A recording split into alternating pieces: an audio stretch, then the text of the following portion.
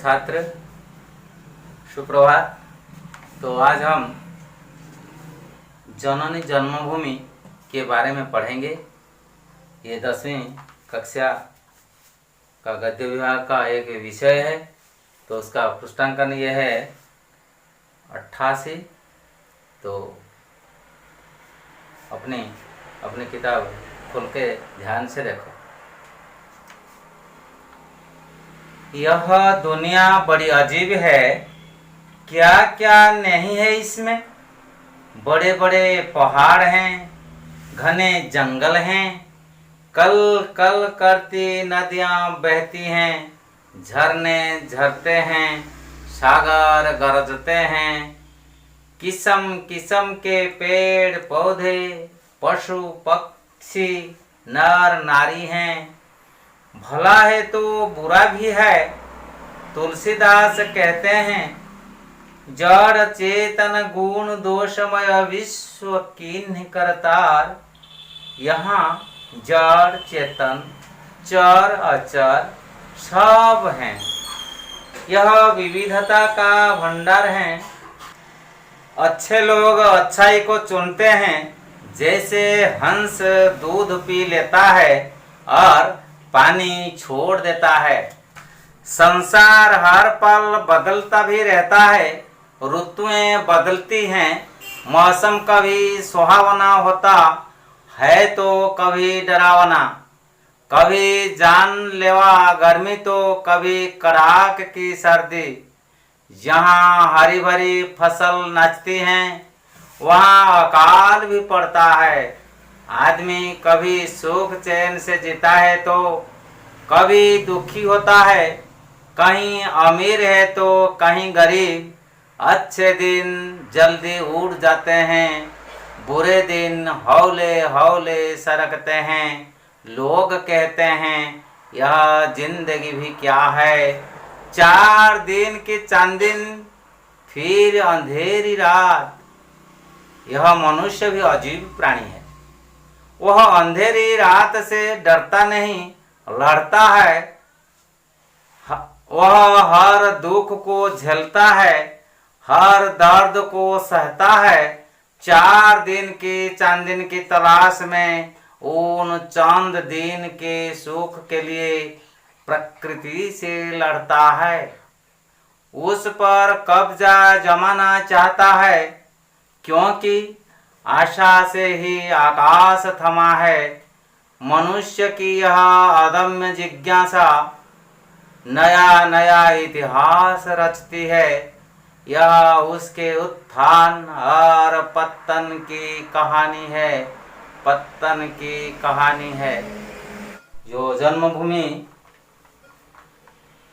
गद्य को हम पढ़ चुके हैं, उसमें जो कठिन शब्द है यहाँ दिया गया है। देखो, अजीब। अजीब का अर्थ अनोखा, अपूर्व, विचित्र, अनूठा। घने का अर्थ घंच, समूह। जड़ का अर्थ निर्जीव जो वस्तु है जिसके पास जीवन नहीं है। अचेतन जो है, चेता नहीं है। चेतन, चेतन का अर्थ जीव है जिसके पास चेतन हो। विविधता का अर्थ अनेकता, भिन्न भिन्न प्रकार के, न्यारे न्यारे प्रकार के। चुनना, चुनना का अर्थ निर्वाचन करना। सुहावना का अर्थ सुखद, सुखकर, सुंदर, अच्छा जो हमको लगता है। अकाल का अर्थ सूखा पड़ता है, मरुड़ी। सरकते का अर्थ खिसकना, समय टल जाना और समय गुजर जाना। अमीर, अमीर का अर्थ धनी। तलाश का अर्थ ढूंढना, खोजना। तो जिज्ञासा का अर्थ जानने की इच्छा। अदम्य, प्रबल, प्रचंड। चौकसी, होशियार, सावधानी। तो इसी जो पाठ हम पढ़ चुके हैं, ये पाठ में जो कठिन शब्द है उसका अर्थ इसी प्रकार है। और इसी जो शब्द दिया गया है, इसको आगे हम पढ़ने के बाद उसको एक सारणी में दिया गया है। सारणी में उसको कैसे लिखा गया है, व्याकरण में उसकी स्थिति क्या है और उसका भावार्थ जो प्रतिशब्द क्या है, व्याकरण में उसको क्या कहते हैं, इसी प्रकार उसको संपूर्ण विवरण दिया गया है। बाद में देखोगे तो ठीक है। तो यह दुनिया बड़ी अजीब है।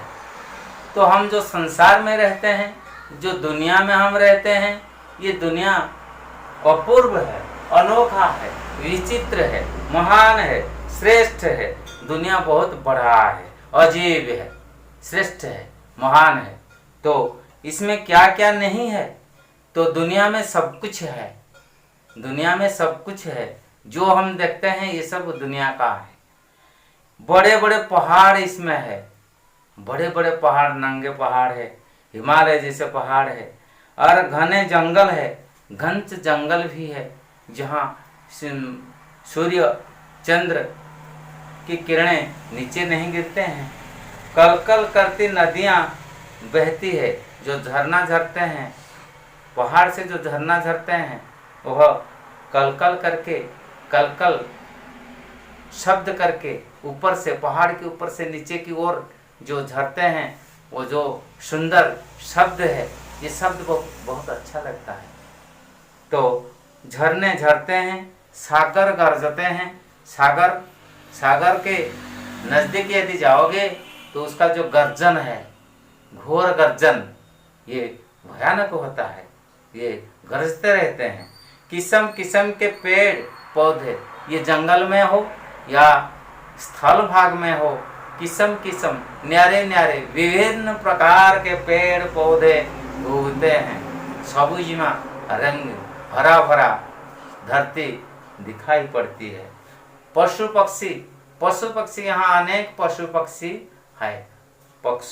पशु बहुत छोटे हाथी से लेकर, तिमी से लेकर, और कितने बड़े छोटे जीव यहाँ है।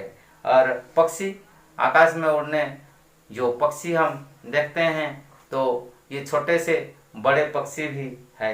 नर नारी भिन्न भिन्न रंग, भिन्न भिन्न प्रकार के, ऊंच नीच, इसी प्रकार गोरा काला, इसी प्रकार भिन्न भिन्न प्रकार के नर नारी भी यहाँ जन्म हुए हैं, यहाँ वास करते हैं।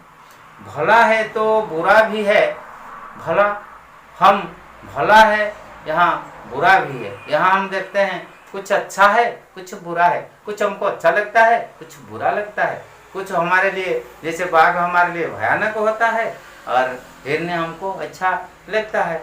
तो इसी प्रकार यहाँ अच्छा है, बुरा है, भय है, डर है, और सुख भी है। तो तुलसीदास ने कहा है, एक उदाहरण तुलसीदास ने लिया, उदाहरण तुलसीदास का है, तो भला बुरा के बारे में लिखा गया है। तो ये दोहा है, दोहा को देख लीजिए। जड़ चेतन गुण दोषमय विश्व किन्हीं करता, विश्व किन्हीं करता, संत हंस गुण गहाही पय परिहरि वारि विकार, पय परिहरि वारि विकार। तो तुलसीदास का जो ये दोहा है, ये दोहा का अर्थ है जड़ चेतन गुण दोषमय विश्व किन करतार। ये विश्व का जो भगवान है, जो करतार है, विश्व को जिसने सृष्टि किया है, यहाँ जड़ जीवन रहने वाले निर्जीव वस्तु हो, और गुणवान हो, निर्गुण हो, और जिसमें दोष है, और इसी प्रकार गुण दोष सजीव निर्जीव सब को लेकर ये सृष्टि को भगवान ने किया है। और फिर क्या कहा है ना, यहाँ संत रूपी हंस, संत रूपी हंस क्या करता है, तो देखना है हंस क्या करता है। यदि एक बाल्टी पानी में कुछ दूध मिलाकर घोल दिया जाए और एक हंस को छोड़ दिया जाए, ये हंस ये बाल्टी से जो दूध मिला हुआ पानी से सिर्फ दूध को निकाल कर खा जाता है, पानी को छोड़ देता है। कहने का भाव तुलसीदास जी का ये है कि ये जो संत है, संत जो है, साधु व्यक्ति है, जो गुणवान है, ये क्या करता है, ये अच्छे गुण को, संसार में जो अच्छे गुण है, ये अच्छे गुण को ग्रहण करके बुरा चीज को, बुरा गुण को परित्याग कर देता है। तो इसी प्रकार ये संत का स्वभाव है। तो यहाँ जड़ चेतन है, ये सृष्टि में जड़ भी है चेतन भी है, जीव है निर्जीव है, चर है अचर है। चर का अर्थ जो चरते हैं जैसे पशु है, और अचर है जिसका निर्जीव है, जो जिसका जीवन नहीं है, जैसे पत्थर है, लकड़ी है और कुछ भी है जिसके पास जीवन नहीं है, जो बढ़ते नहीं चलते नहीं। यह विविधता का भंडार है। ये संसार में भिन्न भिन्न प्रकार के भिन्न भिन्न का सृष्टि जो है ये सबसे परिपूर्ण है। भंडार का अर्थ ये दुनिया में सभी प्रकार की चीज परिपूर्ण होकर रहा है, इसमें कोई भी कमी नहीं है। अच्छे लोग अच्छाई को चुनते हैं, अच्छे लोग अच्छाई को चुनते हैं। जो अच्छा आदमी है, जो अच्छा आदमी है, जो जिसके पास गुण है, जो साधु व्यक्ति है, ये अच्छे गुण को अपनाते हैं। और जो बुरा लोग है, जो बुरा लोग है, ये बुरा चीज को ग्रहण करते हैं। बुरा लोग का आदत तो यह है, जैसे हंस दूध पी लेता है, तो पहले से हम कह चुके हैं हंस क्या करता है, पानी से दूध को छानकर खा जाता है, पी जाता है, लेकिन पानी को छोड़ देता है। तो इसी प्रकार साधु व्यक्ति क्या करता है, साधु व्यक्ति अच्छे गुण को ग्रहण करके बुरा चीज को दूर कर देता है। अगले अनुच्छेद में देखिए, संसार हर पल बदलता भी रहता है। यहाँ कहा गया क्या, संसार हर पल, हर वक्त हर समय संसार बदलता रहता है। आज जिस प्रकार लगता है कल को नहीं लगेगा। आज हमको सुख लगता है अगले दिन को दुख लगता है। आज हमको गर्म लगता है कल हमको ठंडा लगेगा। तो ऋतुएं बदलती है। षड ऋतु जो है, 6 ऋतु जो है, वह समय के अनुसार वह बदलती रहती है। मौसम भी कभी सुहावना होता है। मौसम, ये जो अवस्था है, ये जो ऋतु है, ये कभी कभी सुहावना होता है, कभी कभी अच्छा लगता है, कभी कभी सुंदर लगता है, कभी कभी सुखकर लगता है, कभी कभी आनंद लगता है, सुखद लगता है, और कभी डरावना होता है, और कभी हमको डरावना होता है। कभी हमको ये जो ऋतु है, ये जो मौसम है, उसको डर लगता है। जैसे कड़ी धूप जो है, कड़ी सर्दी जो है, उसको हमको डर लगता है। कभी हम जानलेवा गर्मी होता है, तो जीवन अंशुघात में हम कब पड़ जाते हैं। और कभी कभी कड़ाक ठंडे जो है, सर्दी का मौसम जो है, उसमें भी लोग मर जाते हैं। जहाँ हरी भरी फसल नचती है, तो ये दुनिया में कृषि कार्य जो करते हैं, तो ये हरा भरा धरती है। यहाँ कभी कभी क्या होता है, फसलें, भिन्न भिन्न प्रकार के फसलें नाचती है, होती है, अर्थात फसल को कृषक करता रहता है। फिर कभी कभी अकाल पड़ जाता है। अकाल का अर्थ सूखा पड़ जाता है। सूखा पड़ जाने के कारण क्या होता है, सब फसल मर जाते हैं। क्योंकि हम जल, जहाँ तो सिंचाई होती है वहाँ ठीक है, लेकिन जहाँ सिंचाई नहीं होती है, तो बारिश पर निर्भर का हम जो करते हैं, तो वहाँ सूखा पड़ जाता है। बारिश न होने से फसल नष्ट हो जाता है, सूख जाता है। आदमी कभी सुख चैन से जीता है तो कभी दुखी होता है। तो यहाँ के जो लोग हैं, यहाँ में जो लोग निवास करते हैं, कभी सुख चैन में शांति में तो रहते हैं, कभी दुख में रहते हैं। कहीं अमीर है तो कहीं गरीब। ये दुनिया में कुछ लोग, बहुत लोग गरीब है और थोड़ा सा लोग अमीर है।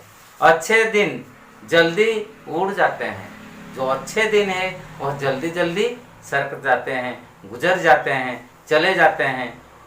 और जो बुरे दिन, कष्ट का समय जो है, वह जल्दी जल्दी क्या नहीं होता है, जल्दी जल्दी वह नहीं सरक जाता है। वह हौले हौले ये गुजरते हैं। ये समय धीरे धीरे आगे खिसकते हैं या सरकते हैं।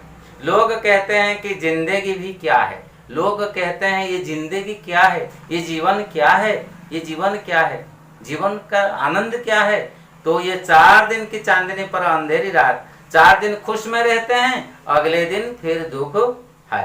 तो 4 दिन चांदनी है, और जो उजाला पक्ष है, ये उजाला पक्ष में हम चांदनी या चंद्र की किरणों को हम उपभोग करते हैं, उससे जो आलोक है उससे हम विभोर होते हैं। और पूर्णिमा के बाद धीरे धीरे फिर अंधेरी रात हो जाती है।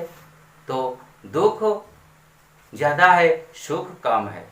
यह मनुष्य भी एक अजीब प्राणी है। ये मनुष्य एक अजीब प्राणी है, अद्भुत जीव है। वह अंधेरी रात से डरता नहीं, लड़ता है। वह अंधेरी रात को डरता नहीं, विपत्ति को डरता नहीं, उसका मुकाबला करता है, उसका मुकाबला करता है, उसके साथ युद्ध करता है, उसके साथ लड़ाई करता है, हर दुख को झेलता है। जितने प्रकार के दुख आने पर भी ये दुख का मुकाबला करने के लिए वह निर्माण करता रहता है, हर दर्द को सहता है। जितने प्रकार के कष्ट दुख आने पर भी वह उसको सहन कर लेता है। 4 दिन की चांदनी की तलाश में उन चंद दिनों के सुख के लिए प्रकृति से भी लड़ता है। 4 दिन खुशी के लिए, 4 दिन के आनंद के लिए वह ये सुख को प्राप्त करने के लिए प्रकृति के साथ लड़ाई भी करता रहता है, उस पर कब्जा जमाता है। ये सुख को प्राप्त करने के लिए, ये सुख को लाने के लिए, इस सुख को उपभोग करने के लिए कब्जा उस पर कब्जा करता है, उस पर अधिकार कर लेता है। क्योंकि आशा से ही आकाश थमा है। क्योंकि आशा, यदि हम जो आशा करते हैं, आशा करने से आकाश भी रुक जाता है। मनुष्य की यह अदम्य जिज्ञासा, मनुष्य की अदम्य जो प्रबल जिज्ञासा, जानने की जो इच्छा है, ये नया नया इतिहास रचती है। तो हम जो काम करते हैं, जो चाहते हैं, आगे बढ़ने के लिए जो काम करते हैं, ये इतिहास बन जाती है। यह उसके उत्थान और पतन की कहानी है। आदमी संसार में जो जन्म लेकर अपना कर्म करता रहता है, ये कर्म उसका इतिहास बन जाता है। और इतिहास का उत्थान पर रहता है, पतन रहता है, कभी वह बढ़ता रहता है तो कभी घटता रहता है। ये उसकी कहानी बन जाती है। इसलिए हर आदमी का, हर समाज का, हर देश या प्रदेश का अलग अलग इतिहास है। तो इसलिए जो समाज में, जो सृष्टि में, ये पृथ्वी में हर जाति का इतिहास अलग अलग प्रकार के हैं। उसमें उसकी आशा आकांक्षा का, उसमें क्या रहती है, ये इतिहास में क्या है, आशा आकांक्षा, इच्छा, और उनकी इच्छा जो है, आशा आकांक्षा, अभिलाषा इसमें रहती है। खुशी गम, खुशी गम का अर्थ जो खुशी है, जो आनंद है, जो किसी विषय में प्रवेश, गम का अर्थ प्रवेश करते हैं। सफलता, विफलता, ये विपरीत शब्द है, सफलता का विफलता है। तो ये सब रहता है। आलस्य, आलस्य जो लेजी हम बन जाते हैं, और चौकसी जो होशियार हम बन जाते हैं। चौकसी का अर्थ होशियार, सावधानी है। तो ये इतिहास में लेखा जोखा करके लिखते हैं, उसको इतिहास में ये सब रह जाता है। आइए अपनी जन्मभूमि उड़ीसा के इतिहास के बारे में 2 पन्ने, 2 पृष्ठ, 2 पेज हम इतिहास के बारे में पढ़ेंगे। तो ठीक है, तो जननी जन्मभूमिश्च स्वर्गादपि गरीयसी, तो इसके बारे में, उड़ीसा के बारे में आज हम यहाँ से आगे पढ़ेंगे।